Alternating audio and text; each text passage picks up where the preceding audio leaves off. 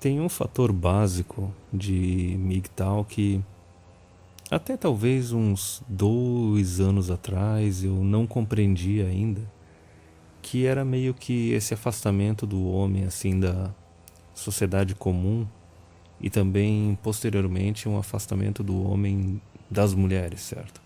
De acabar se tornando um monk ou acabar se tornando um celibato. Eu mesmo até uns anos atrás eu não imaginava assim como é que o cara chega num nível de talvez não ter mais namorada ou talvez não ter mais relacionamentos casuais, né? De não, capaz, eu não ia chegar num nível de celibato também. Mas tem que entender que isso também é meio que uma consequência natural, porque uma coisa que une assim define, no geral, o MGTOW é o fato do cara ser contra criar um vínculo legal com as mulheres e também ser contra ser pai, hoje em dia, por causa das leis, da cultura, da toxicidade das mulheres e tudo mais, enfim. Mas a primeira parte seria assim, o afastamento dos gados, né? Dos normies, dos blue pills e até em algum caso os purple pills. Isso faz todo sentido porque conforme tu vai desenvolvendo um mecanismo de validação interna, tu não consegue mais interagir ou ter empatia com o pessoal que ainda está operando com o mecanismo de validação externa.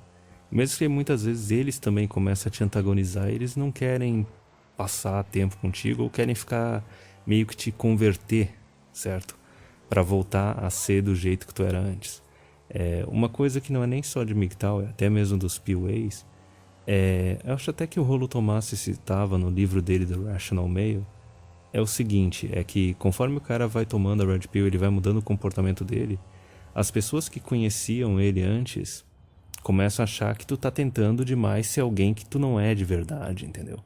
Que tu tá se esforçando pro lado errado, que tu tem que voltar a ser quem tu era antes. E pra MGTOW é a mesma coisa. Então tu acaba se afastando dessas pessoas por uma questão de inconveniência e também porque, conforme tu vai desenvolvendo um mecanismo de validação interna, tu começa a desenvolver uma moralidade de mestre, certo? Quem leu alguma coisa de Nietzsche vai entender o que eu tô falando. Porque o pessoal que ainda tem mecanismo de validação externa, eles ainda operam com a moralidade de escravo.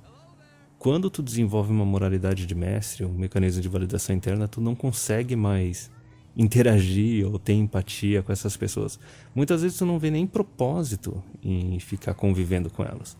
Tu vai ter um relacionamento talvez acadêmico, talvez profissional, mas no geral tu vai ver que a forma com que eles se comportam não é compatível com a forma que tu se comporta e muitas vezes tu não tem muito o que aprender com eles. E também eu falei também a questão da inconveniência, de muitas vezes eles quererem ficar te convertendo pro estilo de vida deles ou determinadas ideias deles e tu não tá nem aí pra isso.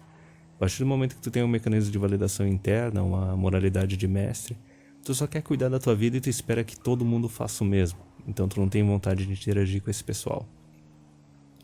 Quanto à questão do relacionamento com mulheres, do cara chegar num nível de monk, né, num nível de celibato, tem vários fatores aí no meio. O primeiro principal é as leis, né? Eu já discuti isso aqui naquele vídeo.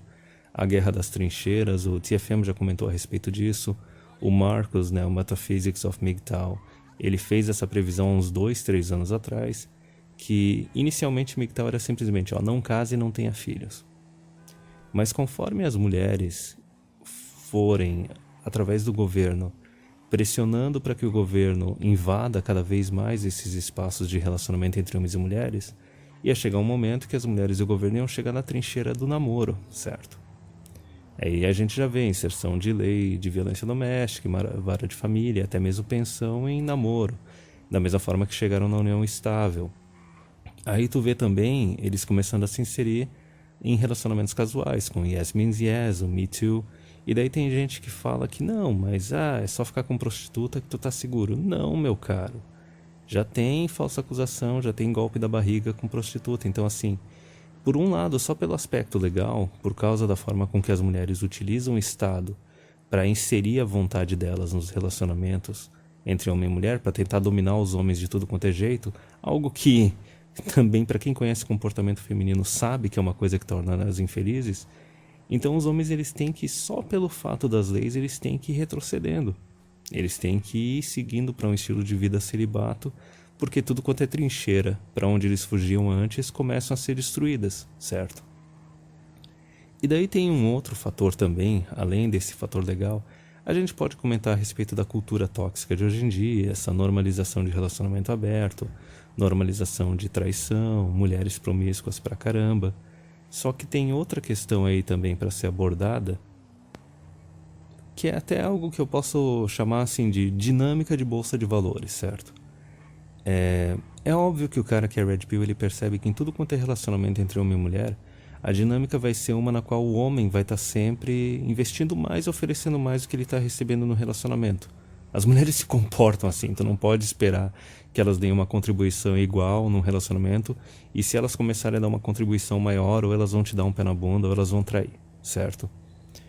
Então, mesmo que o cara esteja numa situação assim de só ter namoro ou só relacionamento casual, chega uma hora que o negócio vai cansando, é meio que assim dinâmica de bolsa de valores. Quantas vezes tu vai investir em algo e não obter retorno até chegar um momento que tu vai chegar e dizer, cara, desisto, não tá mais valendo a pena, certo?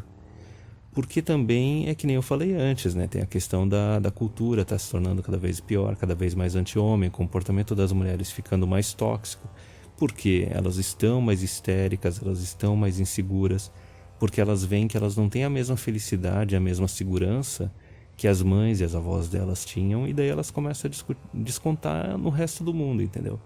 Mas não é o homem que tem que resolver o problema, não são os homens que têm que consertar os problemas que o feminismo criou, e também os homens não são responsáveis por ficar consertando as neuras das mulheres, entendeu? Se elas são adultas, elas têm que se tratar sozinhas. Então tem essa questão legal, tem a questão de quantas vezes tu vai investir em algo sem retorno, tem a questão da toxicidade das mulheres.